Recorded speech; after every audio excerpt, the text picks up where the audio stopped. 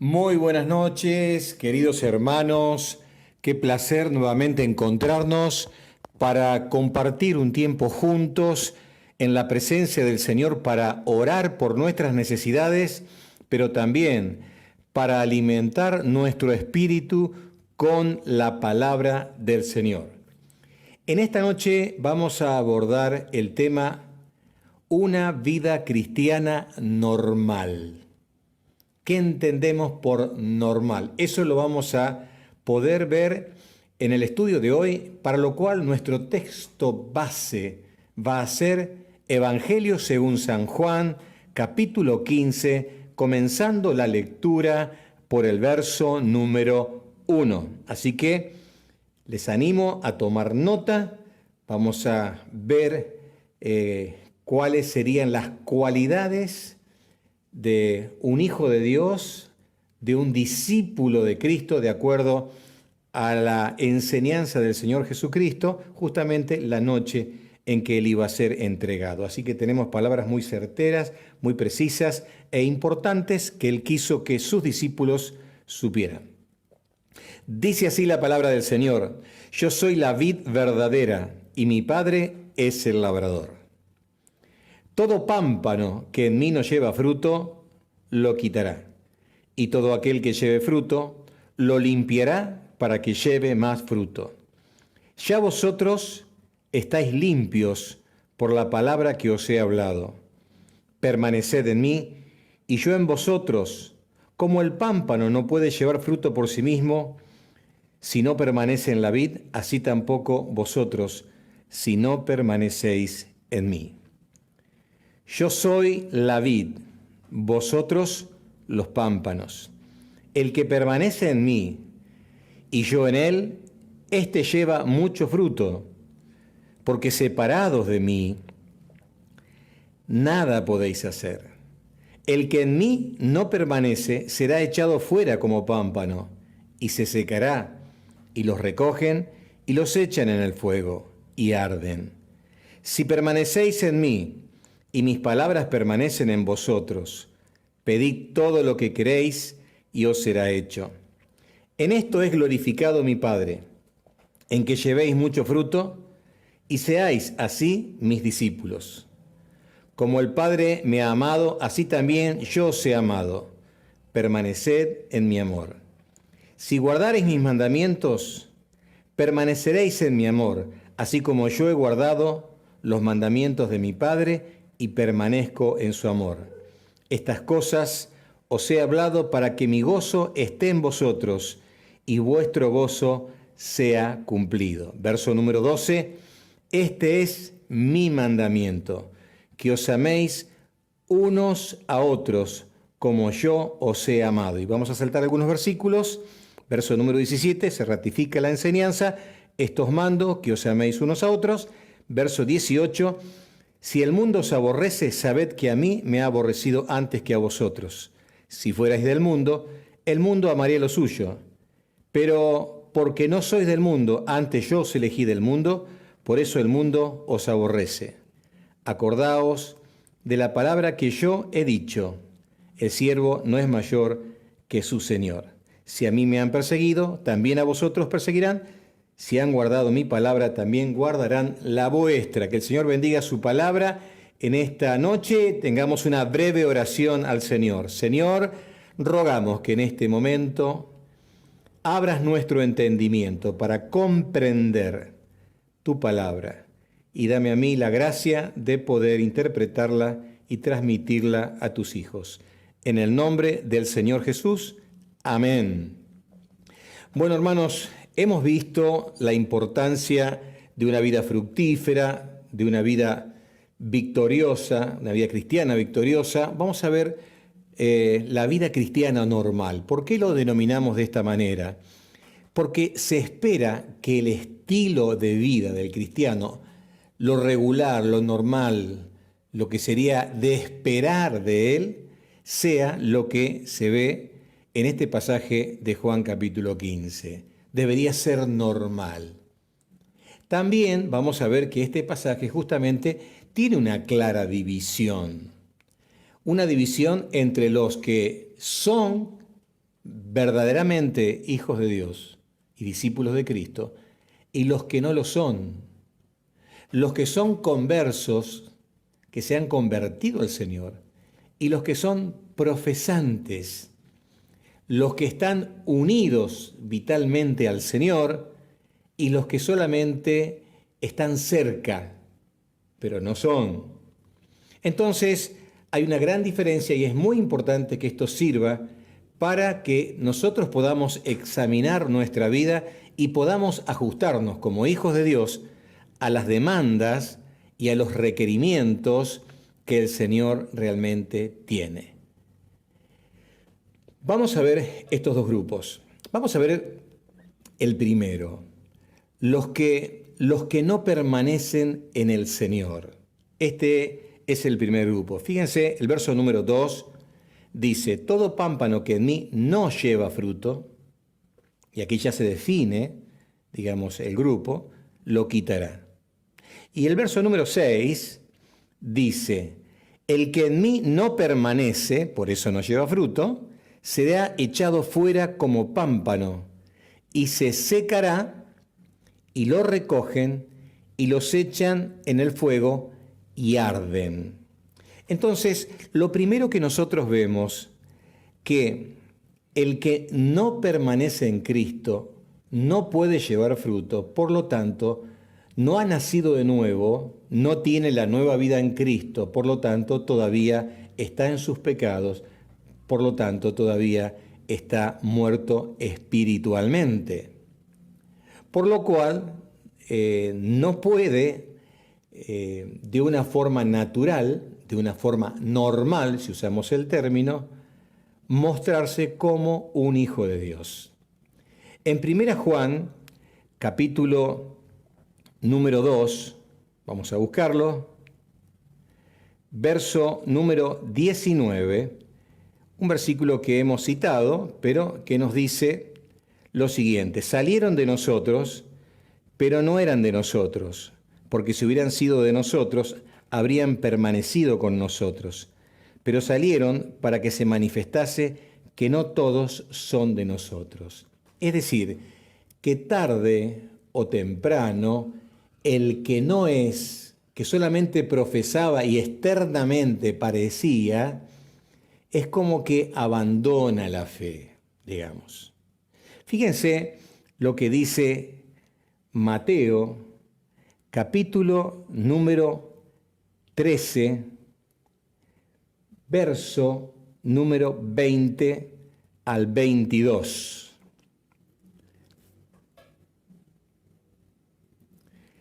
Y el que fue sembrado en pedregales, este es el que oye la palabra y al momento la recibe con gozo. ¿Se acuerdan que estuvimos viendo esto hace 2 semanas atrás? Pero no tiene raíz en sí, sino que es de corta duración. Pues al venir la aflicción o la persecución por causa de la palabra, luego tropieza. Y el que fue sembrado entre espinos, este es el que oye la palabra, pero el afán de este siglo y el engaño de las riquezas ahogan la palabra y se hace infructuosa. ¿Se dan cuenta? No da fruto. Bueno, justamente esto habla de la profesión cristiana, una decisión superficial de fe, pero donde no existió realmente esa unión vital y profunda entre el creyente y el Señor. Así que nunca, pero nunca, nunca, nunca, una persona que no ha tenido esa unión con Cristo puede recibir la vida de Cristo y producirse en él los frutos que de veras van a agradar al Señor. Tenemos muchos pasajes en la Biblia que nos hablan de esta profesión cristiana. Sin ir más lejos, esa noche que el Señor estaba con los discípulos, lo que sucedió allí es que estaba entre los 12, ¿se acuerdan? Judas Iscariote. Es decir, el Señor mismo tenía dentro del grupo una persona que era un profesante. Fíjense lo que nos dice Mateo, capítulo 13, verso número 48.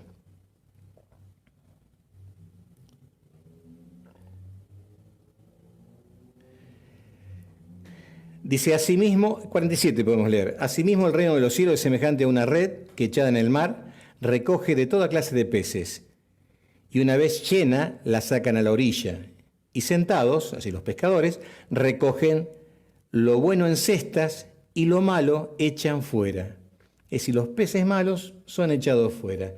¿Por qué? Porque suelen estar los peces malos juntos con los buenos. Fíjense ustedes en Mateo, seguimos en Mateo, en el mismo capítulo 13, pero en el verso número 25. Y allí se nos cuenta, en el verso número 25, la parábola del trigo y la cizaña, pero leamos solamente el versículo 30 para ahorrar tiempo. Dejad crecer juntamente lo uno con lo otro hasta la siega. Al tiempo de la siega yo diré a los segadores, recoged primero la cizaña y atarla al manojo para quemarla, pero recoged el trigo en mi granero, ¿no? Y así podríamos mencionar Mateo capítulo 25, versos 33 y 41, que habla de la separación de las ovejas y de las cabras, donde las cabras justamente son aquellas que son rechazadas, profesantes, y en Mateo capítulo 25, verso 1 y 12, pero especialmente el verso número 3, habla de las vírgenes que tenían que esperar al novio que llegaba a la madrugada, y 5 tenían aceite y 5 no. Las 5 insensatas no pudieron recibir al novio porque no tenían luz. Y esto justamente habla también de todo lo que es la profesión solamente de fe y no realmente una conversión que haya ocurrido. Por eso es muy importante que nosotros examinemos nuestra vida y realmente estemos seguros de que no solamente nos sentimos cómodos en la iglesia, que nos haga bien estar cerca de los hermanos de la iglesia, sino que hayamos realmente experimentado el nuevo nacimiento. Muy bien, y vamos a ver entonces el otro grupo que también es aquí mencionado en el Evangelio de Juan. Volvemos al mismo Evangelio que leímos hoy, vamos al capítulo número 15, y allí tenemos las características de aquellos que permanecen en el Señor. Y vamos a ver la primera característica, la tenemos en el verso 2 y en el verso 3, que es interesante y tiene una hermosa lección para nosotros. Los que permanecen en el Señor, porque llevan fruto y para que lleven más fruto, son limpiados. En otras versiones de la Biblia dice, son podados. Verso 2 dice, todo pámpano que en mí no lleva fruto, lo quitará. Y todo aquel que lleva fruto lo limpiará o lo podará para que lleve más fruto. Ya vosotros estáis limpios por la palabra que os he hablado. El sufrimiento, es decir, cuando la planta es cortada, sirve para que pueda tener mejor fruto y más abundante. En la época de primavera se hace la poda y esa poda tiende a ser una limpieza de la planta. Las ramas largas se corta entre 50 y 60 centímetros, algunos brotes se sacan, las ramas secas se sacan, los brotes que haya en el tronco se sacan. De tal forma se limpia la planta de la vid para que cuando salgan los brotes salgan con toda la fuerza y de esas ramas de veras puedan colgar muy buenos frutos. Dios obra de la misma forma. Aunque al principio esa poda puede ser dolorosa para la planta, trae fruto.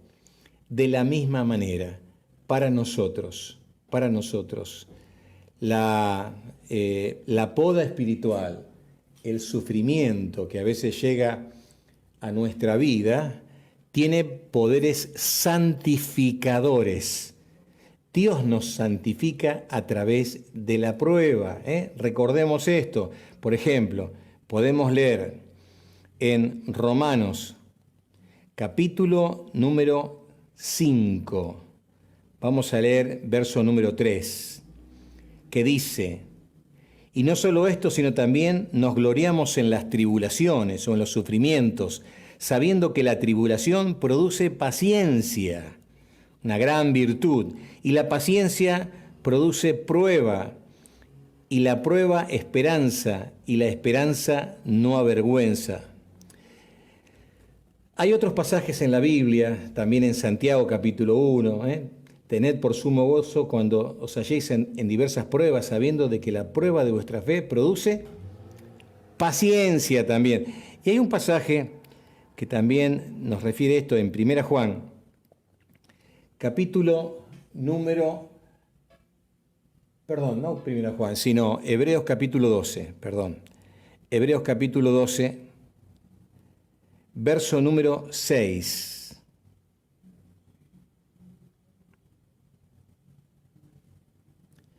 Dice así la palabra del Señor, porque el Señor al que ama disciplina y azota a todo aquel que recibe por hijo. Si soportáis la disciplina, Dios os trata como a hijos, porque ¿qué hijo es aquel a quien el Padre no disciplina? Pero si os deja sin disciplina, de la cual todos han sido participantes, entonces sois bastardos y no hijos. Por otra parte, tuvimos a nuestros padres terrenales que nos disciplinaban y los venerábamos. ¿Por qué no obedeceremos mucho mejor al Padre de los Espíritus y viviremos? Y aquellos que ciertamente por pocos días nos disciplinaban, como a ellos les parecía, pero Dios, para lo que nos es provechoso, para que participemos, noten eso, de su santidad. Es verdad que ninguna disciplina, ningún momento de privaciones, sufrimiento, dolor, al presente parece ser causa de gozo o de alegría, sino más bien de tristeza, pero después da fruto, un fruto apacible de justicia a los que en ella son ejercitados. Fíjense, ¿no? Qué paralelismo que hay entre lo que leíamos recién de la poda y esto que también es el sufrimiento, que da frutos de justicia, es decir, las cosas que va a producir el dolor y las experiencias y las crisis de la vida en las manos del Señor van a santificar nuestras vidas y van a hacer que salgan de nosotros aquellas cosas que son frutos, resultados, que van a agradar al Señor y van a recibir la aprobación de parte de Él. Entonces, una de las cosas que nosotros recibimos realmente es la poda, el sufrimiento. Dios nos santifica, ¿no? John MacArthur, un escritor y un comentarista de la Biblia muy importante, él dice que el sufrimiento es como el mango del cuchillo con el cual Dios nos corta. Pero lo que hace el corte profundo en nuestra vida de aquellas cosas que son malas y no son adecuadas es la palabra de Dios. Por eso el verso 3, allí de Juan capítulo 15, dice, vosotros estáis limpios, o sea, podados por la palabra que os he dado. En un sentido, el sufrimiento prepara el corazón. La palabra es la que hace el corte, digamos, el que hace el corte de ese profundo de sacar de nuestra vida lo que está mal. Nos marca lo que está mal para que nosotros lo saquemos de la vida. Entonces, el sufrimiento, el dolor, prepara el corazón como si fuera, digamos así, algo que remueve nuestra vida, corta nuestra vida para que la palabra de Dios haga su obra santificadora en nosotros. La palabra de Dios muchas veces menciona que antes de esa experiencia de santificación, de esa experiencia de dolor, existe, antes de tener fruto, quiero decir, existe una experiencia de dolor. Fíjense lo que nos dice el Salmo 119, verso número 67.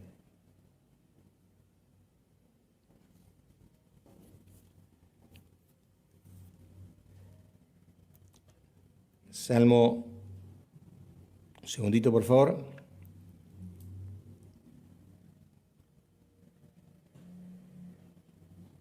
Ahí está, 67.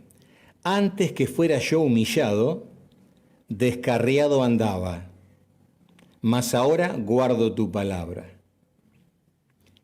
Es decir, antes de guardar la palabra, él fue humillado, nos dice. Y fíjese lo que dice el verso 71.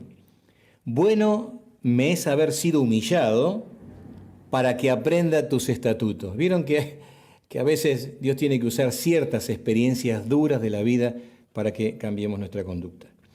Bueno, volvamos al pasaje de Juan capítulo 15 y vamos un poquito más rápido ahora para terminar en tiempo y forma. Así que Juan capítulo 15, vamos a ver otra cualidad de los hijos de Dios. Los hijos de Dios dan fruto. Esto nos dice el verso 2, 4, 5, 8 y 16. Dan fruto. ¿Qué tipo de fruto? Bueno, ya hemos mencionado algunas cosas, pero vamos a recalcarlas. Fruto de alabanza, eso lo dice Hebreos 13:8, ¿no? Fruto de labios que confiesan su nombre. Fruto de ayuda hacia otras personas. Filipenses 4:17 dice, yo busco fruto que abunde en vuestra cuenta. ¿Por qué? Porque Pablo estaba recibiendo la ayuda como pastor fundador de la iglesia de Filipos. Y él entonces le expresa a ellos que lo que realmente le importaba más que lo que había recibido de parte de ellos era el hecho de que era un fruto de su espiritualidad. Por eso dice en el verso 17, no es que busque dádivas, regalos, sino que busco fruto que abunde en vuestra cuenta. La conducta santa y justa también es un fruto que debe estar en la vida nuestra. Filipenses 1, verso número 11, por mencionar uno, o si no podríamos leer Romanos 15, 28, pero dice llenos de frutos de justicia, que son por medio de Jesucristo. Fíjense, nuestra permanencia en Él para gloria y alabanza de Dios. Y después tenemos esos frutos que tienen que ver con personas que son ganadas para el Señor a través de nuestro testimonio personal y de compartirles el Evangelio. Y es maravilloso poder tener este tipo de frutos. Fíjense lo que dice Romanos 1:13. Pero no quiero, hermanos, que ignoréis que muchas veces me he propuesto ir a vosotros, pero hasta ahora no he podido, me ha sido estorbado, para tener entre vosotros algún fruto como entre los demás gentiles. Y ese fruto es justamente que haya personas que reciban a Cristo como Salvador personal.